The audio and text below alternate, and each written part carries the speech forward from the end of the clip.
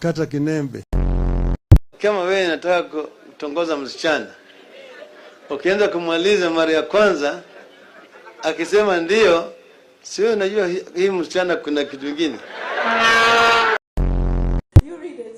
Mademu na haga big watakuwa hagai. Akina mama wafinye usiku peke yake, lakini sio mchana wafanye kazi. Wakisema na wao ni kama kina mama. Wakisema watakupatia. Kuna wengine akiamuka asubuhi pombe, akiamuka asubuhi bangi.